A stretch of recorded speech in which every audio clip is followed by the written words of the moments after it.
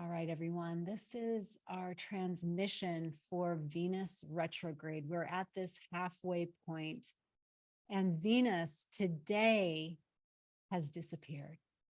So last night was the last night that we could see her as the evening star, and she has begun her descent. I get chills when I say it because isn't that already your experience? So she is the archetype of the planet of love and how we experience it personally, relationally. She's also in charge of money. Isn't that interesting? Love and money. The two things that really get us on this planet. Well, Venus is the ruler of that. And some call her the queen of heaven and earth. And I love that title because it really corresponds with the archetype, the mythological queen of heaven and earth, Inanna. And so I'm going to talk a little bit about Inanna and Venus's descent into the underworld, not from a place like there's tons of people, astrologers talking about it, and some people are Venus experts, which that is really, as the divine feminine has risen, the astrology has taken a turn in some circles from heliocentric, sun-centric to Venus-centric. Isn't that interesting? As the divine feminine rises, we're like, wait, yes, the sun nourishes us. Yes, it gives us light codes, and it's Venus that supports us in our heartful walking the earth every day as human beings, as the divine feminine. So I love that interplay. And on the 13th of August, Venus and the sun will meet. So that's a beautiful day. And if your birthday is on that day, happy birthday. We're going to get a bountiful blessing of light codes into our heart center. Now, Venus goes into cycles, and I'm just beginning to learn about these Venusian cycles. And some say that the cycles of the moon were discovered through watching the cycles of Venus. So interesting, she's making a comeback on the scene. So the first piece of her shift, now Venus is in retrograde. Remember, and maybe you don't know this, that the last like 18, 19 months was really about Venus in Capricorn. So that was about, I think, January of 2022. Venus was in Capricorn, and I have Venus in Capricorn, and I remember when she went retrograde in Venus in Capricorn. And so she is completing that cycle. And that's the cycle of really understanding our structures that support the way we love, the way we make money. Also keeping the faith in the midst of really hard challenges. Because remember, the goat, Capricorn, is about getting to the top, overcoming challenges, overcoming difficulty. So she's completing that cycle in Capricorn, and she is going into the underworld to shed. And then as she sheds, she's going to bathe in that no thingness.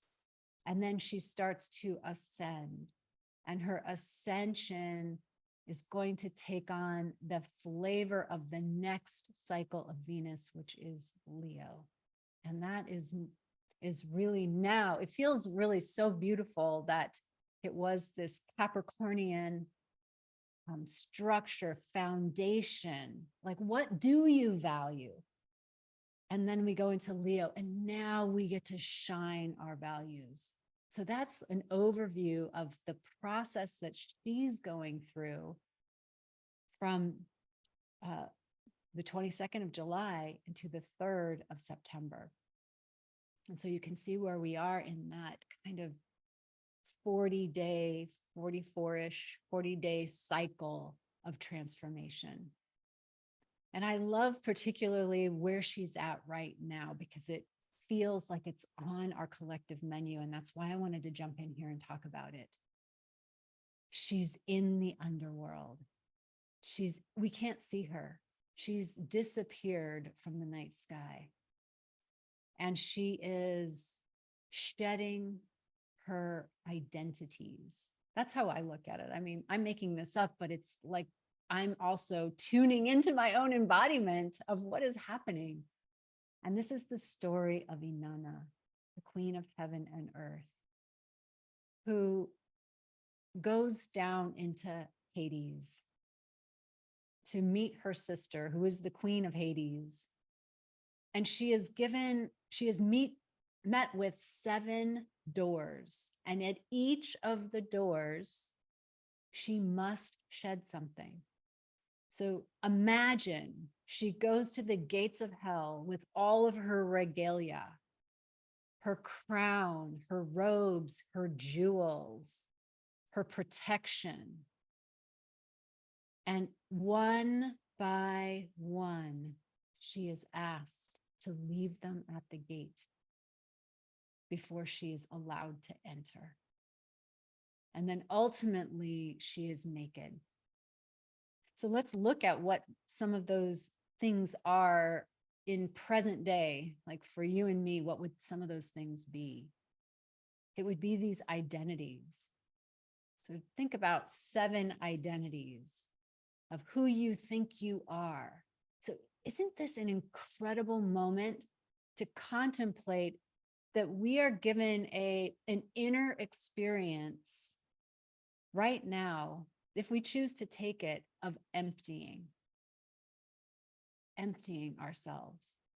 Because the things on the outside, like our cars, like our jewelry, like our clothes, like our house, all the vestiges of wealth and social comparison on the outer plane are things that we get to take off right now. Doesn't that feel like, oh, shedding some weight? And then it's metaphoric. It's like ways that, how are you perceived? What ego mask do you carry? Like, I'm always positive, or I always look on the bright side, or I'm always bubbly. Whatever it is, there's nothing wrong with any of that. It's just that this is a moment to recalibrate that. It's a moment to become more authentic. So we let go of playing that game.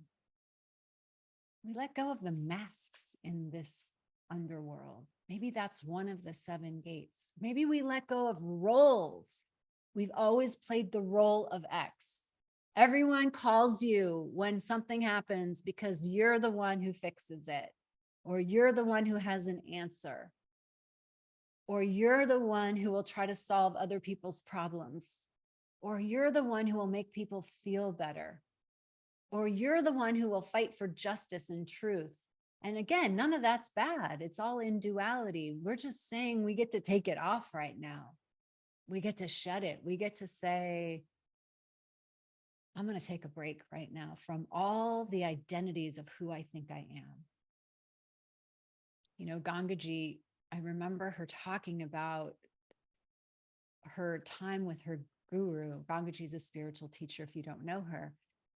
And I think Papaji was her spiritual teacher. And she had said that if there was a point in her life when if someone said anything bad about her, she didn't have any trigger.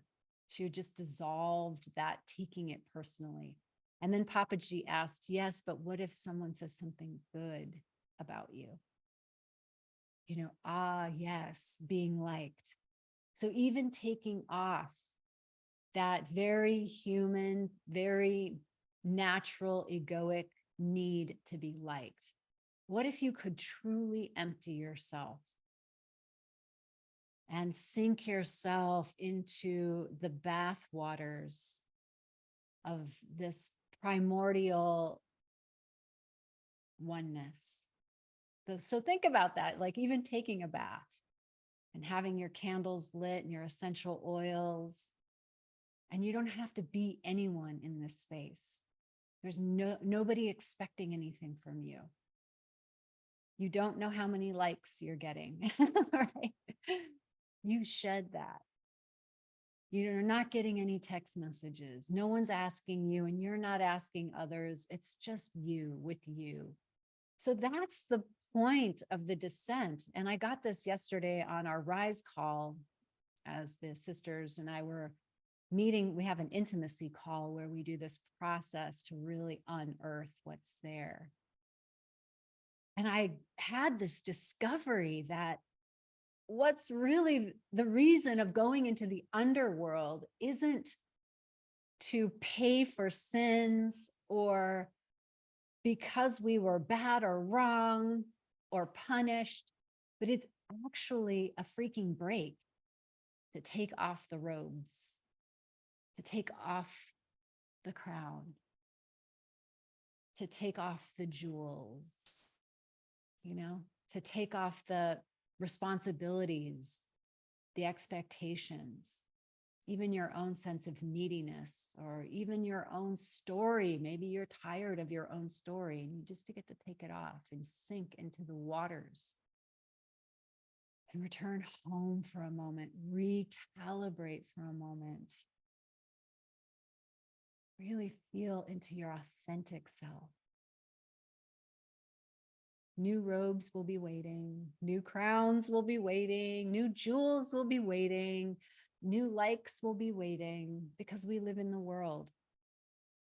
But when we emerge from those bathwaters, we're going to emerge a more authentic version of ourselves. Because after all, that's really the power. The power that we have inherent in us is that we're vessels of the light. We're vessels of the love. We don't need to make it happen or even generate it. We are that when we empty everything that is not that. And really, it's an intention. And so in this practice, we're going to do a little practice of self-emptying and filling ourselves with just the divine, allowing all the accoutrements to go away for a moment so that we can recalibrate. Who are you now? You are not the same person that you were at the beginning of Venus's last cycle. Indeed, this Venus retrograde in Leo is hearkening back 8 years. The last time she was retrograde in Leo. You're not the same person. Some of you are completing cycles. Some people got married and now they're getting divorced. They're completing a cycle. That was their karmic contract. And so we can look at these cycles in many different ways because we have moon cycles, we have planetary cycles, we have the North Node and South Node cycles. And we just went into the North Node in Aries as our collective human destiny point, which is going to ask us to step into our leadership. And so it's going to be important to be in a retrograde cycle, to let go of what was and to ask yourself, who am I now? So that I can lead my life, lead myself with the confidence that I'm connected to my truth, my authenticity, and my heart. And that's the beauty of what's available. So I'm going to go into that activation right now. I'm just going to check out the chat for a second. Oh, yeah, shedding like a snake, the things that we've outgrown. That's so beautiful. Thank you for that. Okay, so let's go into a prayer and activate our own hearts. So I invite you to shut down your eyes and place your hands wherever they want to go on your body. And just breathe into your hands wherever they landed on your body. They could be landing on your head, on your heart, on your belly, on your solar plexus, your rib cage, whatever. Breathe into that, feeling the rising and falling underneath your hands. Just grounding yourself for a moment. with this realization that you're human and you're evolving. You are spirit, consciousness in a body. And today, let's be grateful for the privilege of this journey. It's been hard. It's been intense. And chances are it will be hard and intense again. And it's also at the same time beautiful and filled with beauty. And so right now we embrace the oneness of it, the unity of the humanity and the God self, the spirit self, united in you.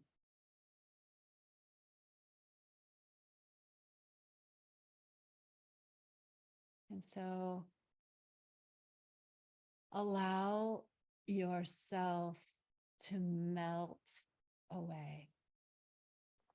Imagining yourself and the ways that you have been, the ways you've seen yourself. Maybe it's in your relationships and your work and your life, just imagining that self surrounded with gold light and dissolving. Just dissolve that self and dissolve her into a liquid gold light, like she's nectar. Dissolve her into that. And you are the witness of that. So the she we're talking about becomes the the object of the witness. She becomes the object of the witness. So we're just witnessing her dissolve into nectar.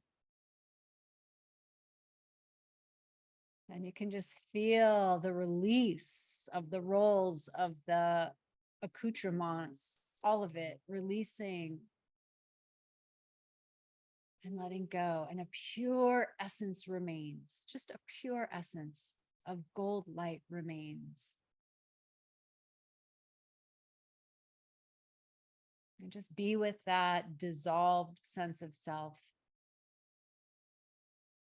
free and really essential.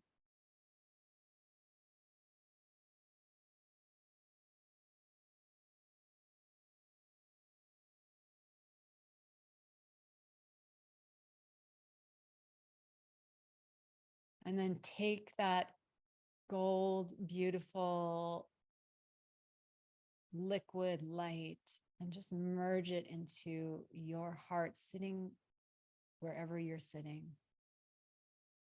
Merge her into your heart as a knowing that will carry you forward, that will be with you as Venus completes her cycle in this underworld phase and then begins to rise.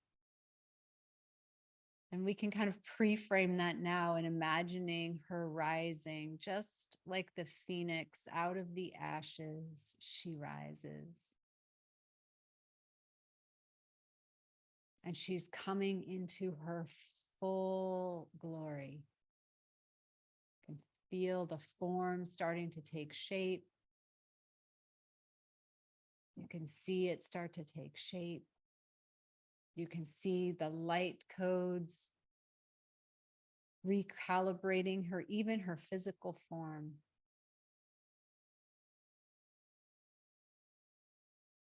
And you can feel a more authentic version of yourself, someone who is confident in her own skin, clear and humble, queen of heaven and earth, restored to a new sense of self and connected to the great divine spirit within.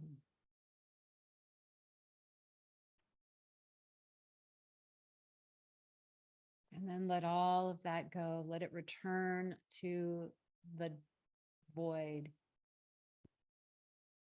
as you just sit in silence here. We sit because we know the trajectory, so we don't need to worry that a rebirth will happen. We sit here knowing that the quiet, fertile downtime is needed to recalibrate who you are.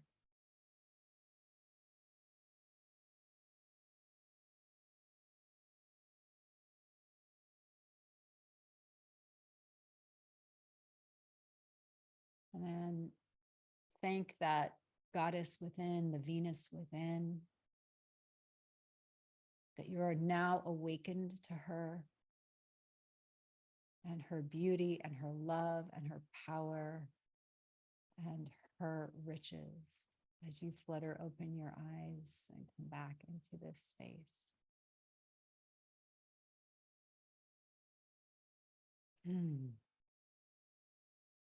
There's so much going on right now. There's so much internally being churned up.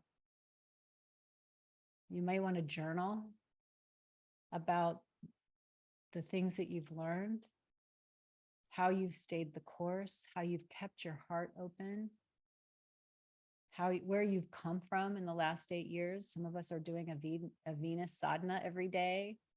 So reconnecting with where Venus is in the cycle of the underworld. Journaling is a great way of approaching that. Just to integrate into our conscious minds the path of love. Thank you for being here. I'm going to read some comments and then I will pop off. Yeah. 18 months in Capricorn of climbing to my highest self who has ever existed. And in Leo, we get to own our unique glory, our magnificence. We get to shine from the heart, feeling the shedding. Oh, I get to be at peace and a wise woman. Yeah, so true. Yeah, it's time. It's time to really own this soft power. It's soft power. It's like the goddess Lakshmi. She doesn't need to overdo anything because she's already that. So when we self-empty over this period, allow yourself to be filled. This is just an allowance because there's already this current. There's already the abundance. Allow yourself to be filled with it as you empty the old ways.